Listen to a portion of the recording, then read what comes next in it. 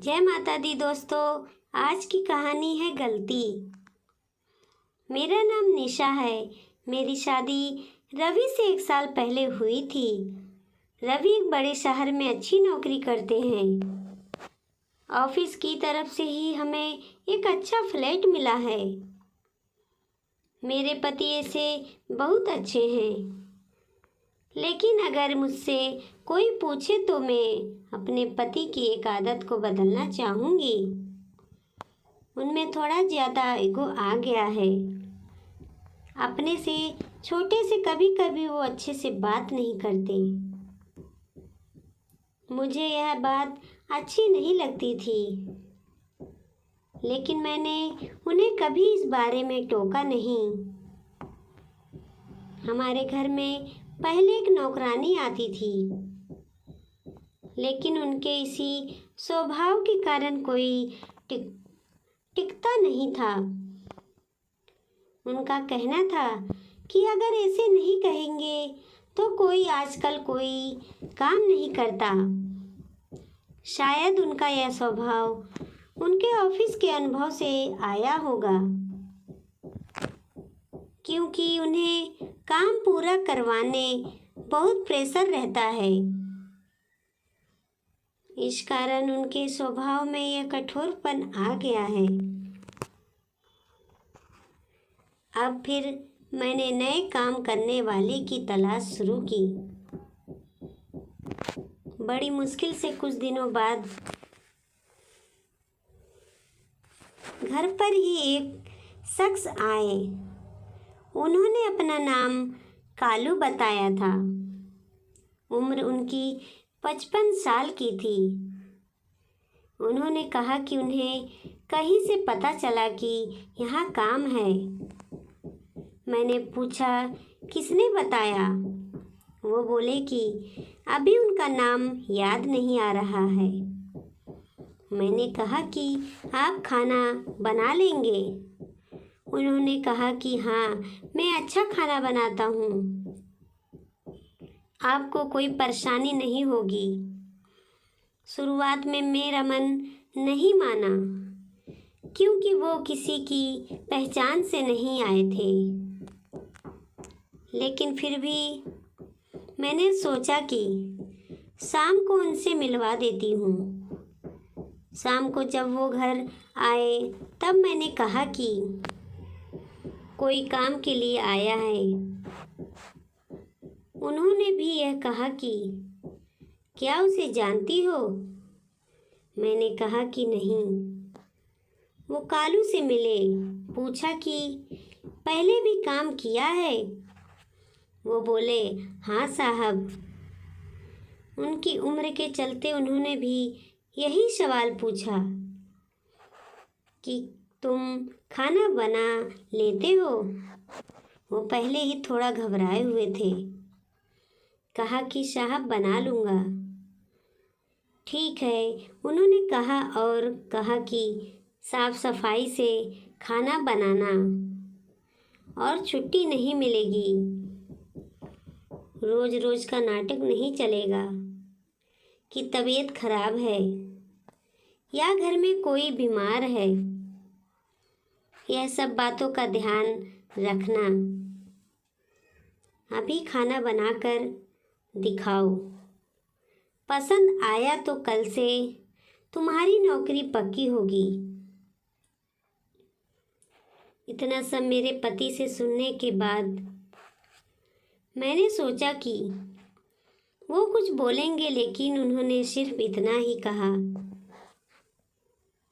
कि हाँ साहब। मुझे उन्होंने उस पर ध्यान रखने को कहा। वो खाना बना रहे थे, काम अच्छे से कर रहे थे। लग रहा था कि उन्हें पहले भी इसका अनुभव था। खाना बनकर तैयार हो गया था। उन्होंने खाना टेबल पर लगाया। मेरे पति ने और मैंने दोनों ने खाना खाया। मुझे खाना अच्छा लगा और मेरे पति के चेहरे से भी मुझे लग रहा था कि उन्हें भी खाना बहुत पसंद है,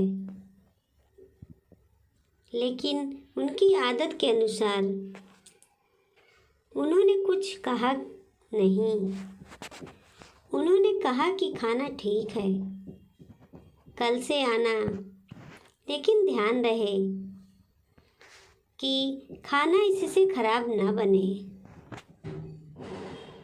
इससे अच्छा बना सको तो अच्छा। इतना सुनकर उनके चेहरे पर एक खुशी दिखाई दी। अगली सुबह से वो घर आने लगे। ज़्यादा बातें वो करते नहीं थे, कम बोलते थे, सिर्फ अपना काम करते थे। मेरे पति ने मुझे समझाया था कि नज़र रखना और अपना ध्यान रखना। उन्हें देखने से तो ऐसा नहीं लग रहा था, लेकिन उन्होंने कहा कि देखने से पता नहीं चलता। तुम कुछ दिन तक इसकी जानकारी भी निकलवा लेना। कहाँ है? मुझे भी उनकी बात सही लगी, क्योंकि वो ऐसे ही अचानक मेरे घर पर आए गए थे और कहा था कि किसी से पता चला है। उनकी उम्र देखकर मैंने उन्हें रख लिया था। मैंने उनसे उनकी पहचान पत्र मंगवाया था, उन्होंने लाकर दे दिया था। 1 से 2 दिन में मुझे लगा कि ठीक ही है। करीब 5 दिन काम करने के बाद उन्होंने मुझसे एक दिन कहा कि मैडम, थोड़े पैसे एडवांस मिल जाए तो अच्छा होता, मुझे ज़रूरत है।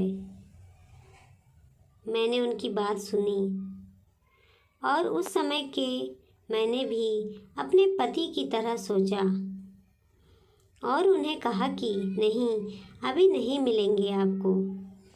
पहले ही उन्होंने सारी बात बताई थी और मैं साहब से पूछूंगी, ऐसा कहकर मैंने उनकी बात टाल दी। रवि अगले दिन कहते हैं कि उनके ऑफिस के कुछ दोस्त घर पर शाम को खाने आने वाले हैं। उन्होंने कालू से कहा कि उनके दोस्तों के लिए कल स्पेशल खाना बनाना होगा।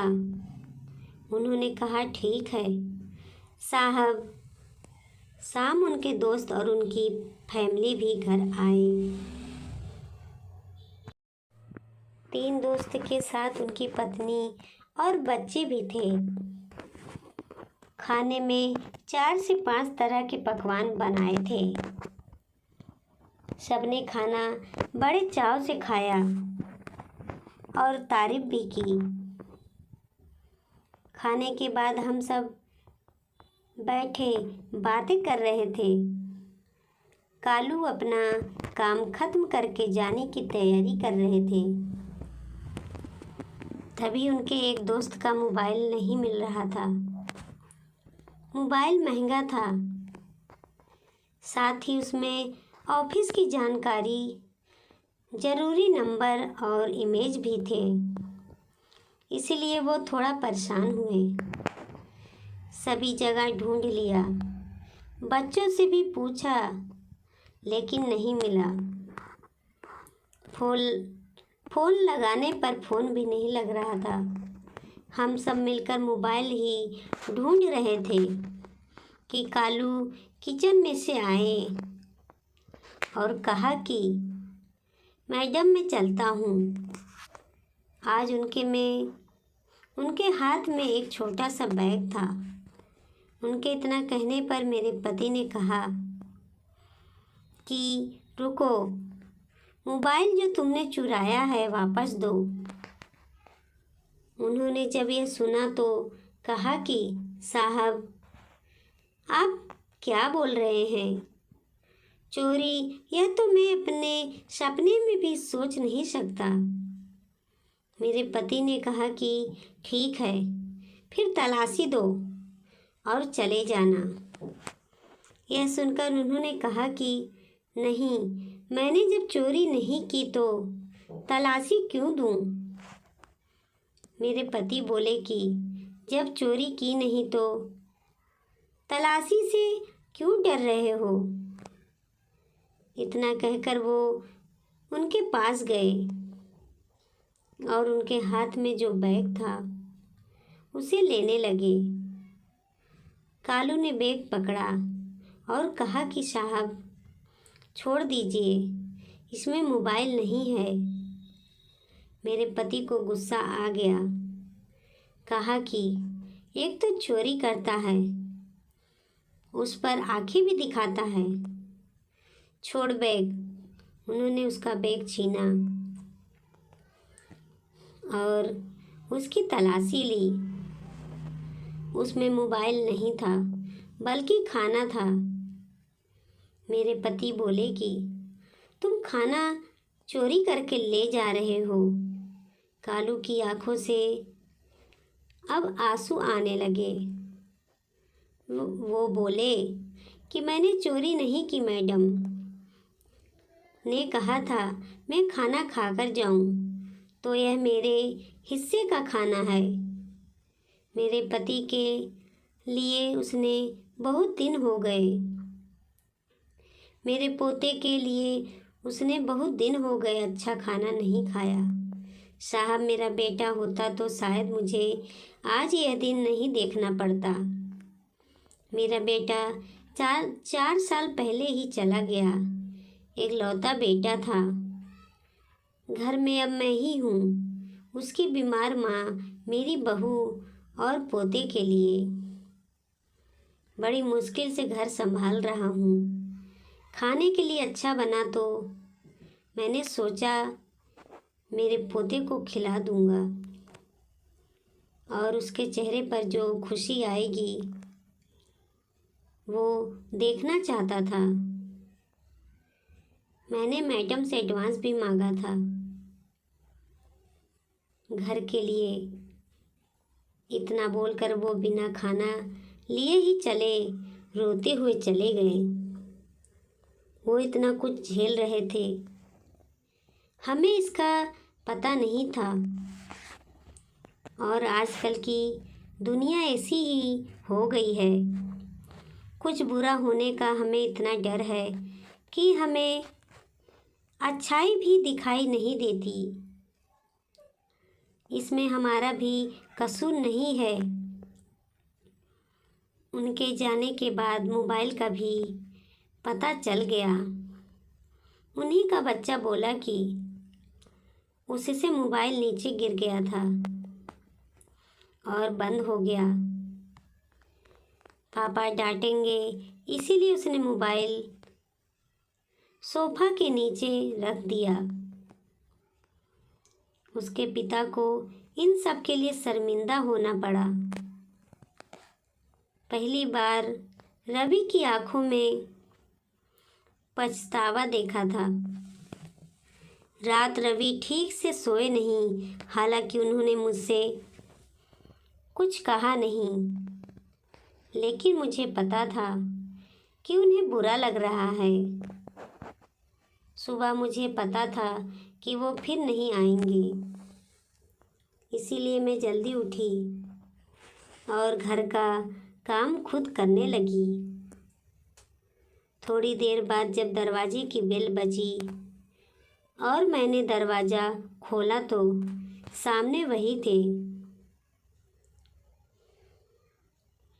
चुपचाप वो अंदर आकर अपना काम करने लगे। मैंने सोचा को शायद आप नहीं आएंगे। वो बोले मैंने भी सोचा था, लेकिन मैडम घर पर खाना नहीं हो तो आना ही पड़ता है। रवि ने उन्हें देखा तो जैसे उनको कुछ शांति मिली। उन्होंने 10,000 रुपये उन्हें दिए और कहा कि कल रात के लिए उन्हें माफ़ कर दे। पैसे लेने से उन्होंने मना किया तो वो बोले कि यह एडवांस है, रख लीजिए। बस इतना ही चाहिए था। कालू को थोड़ा सा कोई प्यार से बोल दे और थोड़े से पैसे अच्छा लगा मुझे भी। मेरे पति का यह बदला रूप देखकर कठोर वो ऊपर से वो भी उन्हें बनना पड़ता है। अंदर उनके भी एक नरम दिल है, इंसान ही है। वीडियो अच्छी लगी तो लाइक सब्सक्राइब जरूर करें। दोस्तों रिश्तेदारों में शेयर करें। देखते रहें सुषमा मोटिवेशनल स्टोरी। धन्यवाद। कमेंट में बताएं कैसा लगा।